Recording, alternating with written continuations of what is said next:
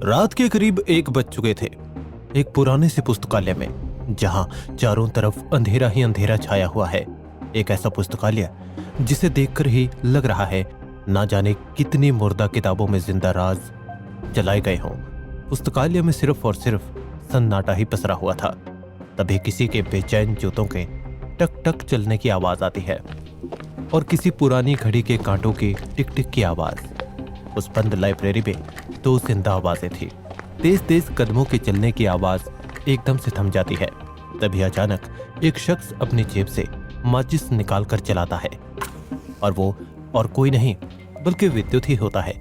माचिस की एक तीली को जलाकर विद्युत 2 कदम आगे बढ़ता है और कुछ ही क्षण में वो माचिस की तिल्ली बुझ जाती है।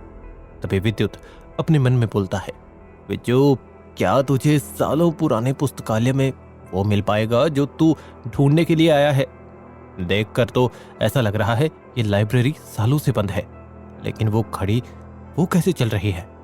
अनसुलझे सवालों के घेरे में फंसा विजय उस लाइब्रेरी में अपने सवालों को सुलझाने के लिए आया होता है। वही सवाल जो उसे रात भर चैन की नींद सोने नहीं देते। यहां मैं आ तो गया हूं और किस्मत इतनी खराब कि टॉर्च भी उस दीवार को कूदते हुए नीचे गिर गया। मुझे यहाँ कुछ ठीक नहीं लग रहा। एक अजीब सी बेचैनी, एक अजीब सी घुटन है इस जगह पर।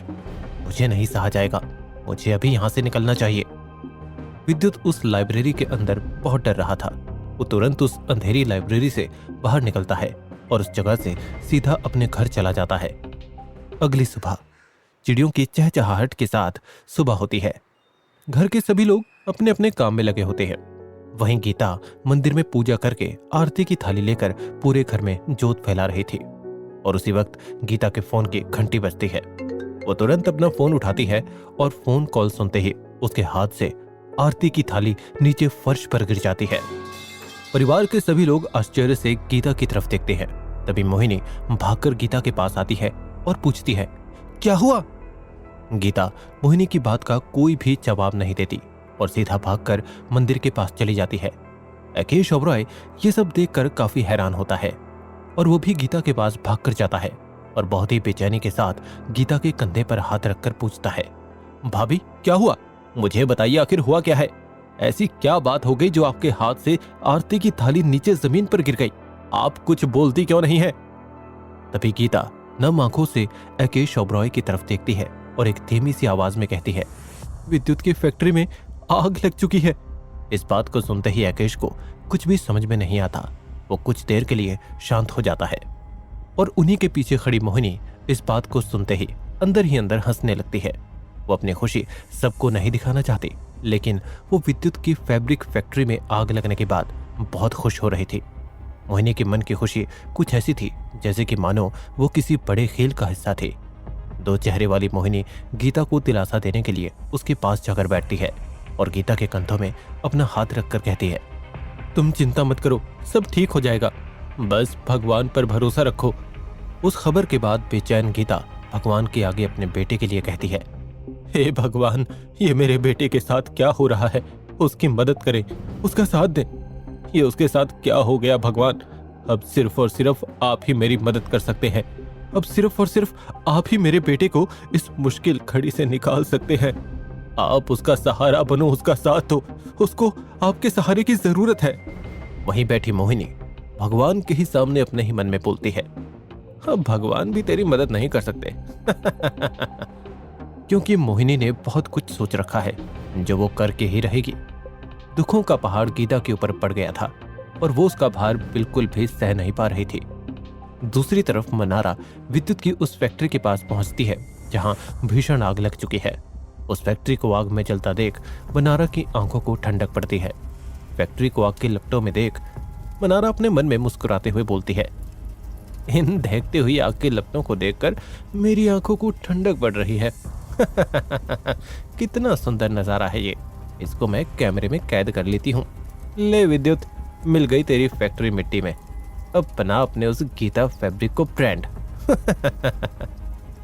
जलती हुई फैक्ट्री की वीडियो बनाने के लिए मनारा जैसे ही फोन जेब से निकालती है तभी उसे कॉल आता है और उस फोन कॉल के पीछे से आवाज आती है, I am really very sorry madam, मैंने अपने आदमी को उस फैक्ट्री में आग लगाने के लिए भेजा था, लेकिन वहां तो पहले से ही आग लगी हुई है। इस बात को सुनते ही मनारा आश्चर्य से फैक्ट्री की तरफ देखकर उस फोन कॉल में बोलती है, तो ये आग किसने लगाई? ऐसा कैसे हो सकता है? ये बात तो सिर्फ तुम्हें और मुझे पता थी, कोई तीसरा कैसे फैक्ट्री को जला सकता है? मुझे पता लगाना होगा वो कौन है। इतना कहकर मन्नारा फोन कट करके अपनी जेब में डाल लेती है और तुरंत गाड़ी में बैठकर उस जगह से निकल जाती है। तभी वहां विद्युत पहुंचता है और भागते हुए उसके पीछे से उसका चाचा एकेश ओबरॉय भी। अपनी नजरों के सामने अपने सपने को दहकती हुई आग में जलता देख विद्युत पूरी तरह से टूट जाता है और घुटनों के बल जमीन में बैठकर रोने लगता है।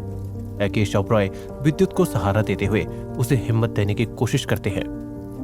दूसरी तरफ मन्नारा अपनी गाड़ी चलाते चलाते इस सोच में डूब जाती है कि वो काम किसका हो सकता है। उसके दिमाग में सिर्फ और सिर्फ दो ही नाम आ रहे थे, करण हांडा और ओ मामा। लेकिन जरूरी तो नहीं सिर्फ यही दो उस फैक्ट्री को जलाने के पीछे हों। तभी मन्नारा दोबारा अपना फोन उस आदमी को लगाती है जिसने विद्युत की फैक्ट्री को आग जलाने की सुपारी ली थी, लेकिन वो नाकाम रहा था। मन्नारा उसे कॉल करती है लेकिन वो आदमी फोन नहीं उठाता। गुस्से में आकर मन्नारा उसे दोबारा फोन करती है और उस आदमी को धमकी देती है, कुछ भी करके ढूंढो कि ये आग किसने लगाई, वरना मैं तुम्हें कहीं का नहीं छोड़ूंगी। कल सुबह तक मुझे पता लग जाना चाहिए कि ये आग किसने लगाई, वरना देख लेना कल का सूरज तुम इसी आग में जलते हुए देखोगे। गुस्से में आकर मन्नारा अपना फोन गाड़ी के पीछे वाली सीट पर फेंक देती है और बहुत ही तेजी से गाड़ी चला के सीधा घर पहुंचती है। अपनी फैक्ट्री को चलते देख विद्युत की हालत खराब हो जाती है। तभी वहां से किशोर भी गुजर रहा होता है और उसकी नजर विद्युत के ऊपर पड़ती है। अंदर से टूटा हुआ विद्युत जैसे रोते हुए खड़े होता है और अपने चाचा एकेश ओबरॉय को गले से लगाते हुए बोलता है, चाचा ये क्या हो गया?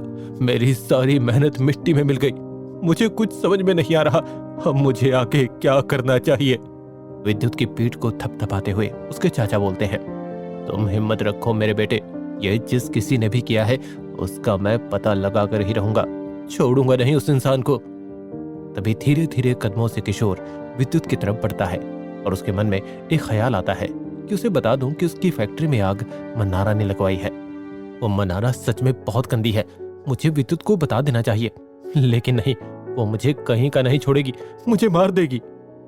वहीं दूसरी तरफ ईशा को पता लगता है कि फैक्ट्री में आग लग चुकी है। वो तुरंत विद्युत को कॉल करती है, लेकिन विद्युत ईशा का कॉल नहीं उठाता। इसके बाद ईशा तुरंत करण को मिलने के लिए बुलाती है अपने घर पर। कुछ देर बाद करण ईशा के घर पहुंचता है और भाग भाग कर उसके कमरे में जाता है।